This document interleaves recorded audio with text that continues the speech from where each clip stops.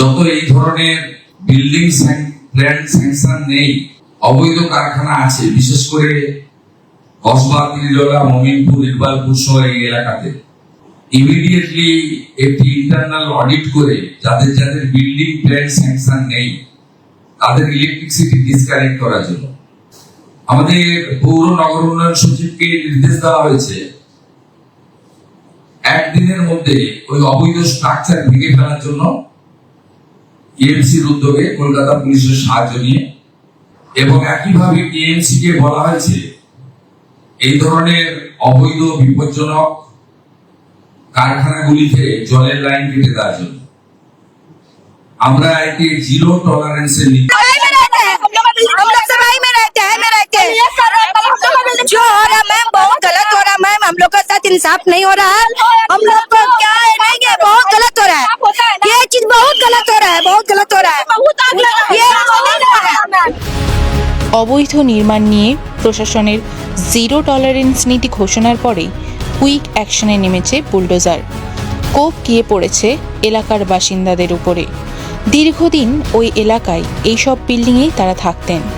সারা জীবনের সঞ্চয়ের বিনিময়ে কেনা ফ্ল্যাট, হাতে কাগজও আছে, তবে কাগজ দেখিয়েও রেহাই মিলছে না। রাতারাতি তাই মাথার উপর থেকে ছাদ সরে গিয়েছে। और मेरे 3 बच्चे जो एक हैंडीकैप है, जो हमेशा 3 दिन से रोड में पड़े हुए हैं। हम लोग कार कोई सहारा नहीं है, कहाँ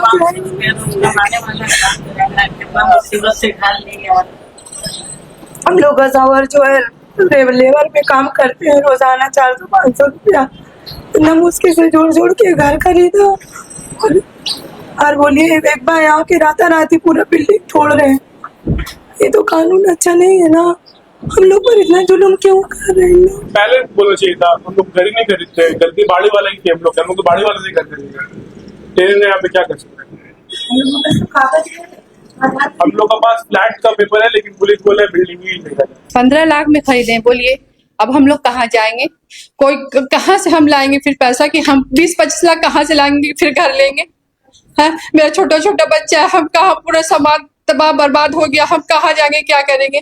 हाँ, ऑफिसर लोग के पास जाते तो लोग भगा देता है, मारने के लिए उठ जाता है, तो हम लोग कहाँ जाए? এদিন এখানে आग बगल वाली बिल्डिंग पे लगी है, उसको तोड़ना तो बनता है, हालांकि तोड़ना भी किसी प्रॉब्लम का सॉल्यूशन नहीं है।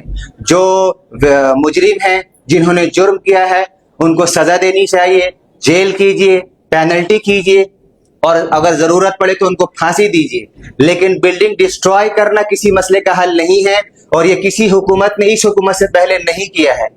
इसलिए अगर आप बिल्डिंग डिस्ट्रॉय कर रहे हैं तो जो लोग यहाँ के रेसिडेंशियल हैं वो कहाँ जाएंगे? কলকাতায় চললো বুলডোজার, হ্যাঁ কলকাতার তপসিয়াতে চললো বুলডোজার, কারণ যেই ফ্ল্যাটগুলোকে ভেঙে গুঁড়িয়ে দেওয়া হচ্ছে, যেই ফ্ল্যাটগুলোকে বুলডোজার দিয়ে ভেঙে দিয়েছে, সেই ফ্ল্যাটগুলোর নাকি কোনো কাগজপত্র নেই, এবং যারা কিনেছে তাদের সেই কেনার কাগজপত্র থাকলেও কিন্তু যেই মানে ভূমিতে, যেই মাটির উপরে বিল্ডিংটা দাঁড়িয়ে আছে, সেই বিল্ডিংয়ের কোনো কাগজ নেই। মানে একটা হয় না অবৈধ, সেই টাইপের একটা জায়গার উপরে বিল্ডিং দাঁড় করা হয়েছে। কিন্তু এখানে বিষয়টা একটা হলো যে যারা কিনেছে তাদের কি হবে, ঠিক আছে, এই একটা বিষয় আছে। দ্বিতীয়ত মানুষ কোশ্চেন করছে যে আমরা তো টাকা দিয়ে কিনেছি, তাহলে আমরা কোথায় যাব, আমরা কি করবো? তৃতীয় হলো আমাদেরকে কেন নোটিশ দেওয়া হলো না, ঠিক আছে। এই একটার উপর একটা পরিকল্পনা তৈরি হচ্ছে। তো তোমাদের মতামত অবশ্যই কমেন্টে জানিয়ে দিও যে অ্যাকচুয়ালি এটা কি ঠিক না ভুল, ঠিক আছে। দেখো, কাগজপত্র না থাকলে তো অবশ্যই অবৈধ কোনো জিনিস হলে, দেখো যে জিনিসের কোনো কাগজপত্র নেই, যে জিনিসের কোনো ভ্যালু নেই, তো সেদিক থেকে তো সরকার তো তার আইন তো দেখাবেই, মানে তার যে কাঠামো করছে তাতে তো সবাই সম্মত হবেই। কারণ দেখো, যেটা আইন সেটা আইন তো মানতেই হবে, সেটা তো বিষয়ে তুমি যেতে পারবে না, আমি যেতে পারবো না। কিন্তু আমার বলা হলো যে যারা ফ্ল্যাটগুলো কিনেছে ধরো টাকা দিয়ে, ঠিক আছে, তারা কি করবে? যাই হোক, বিস্তারিত কমেন্টে অবশ্যই জানিও।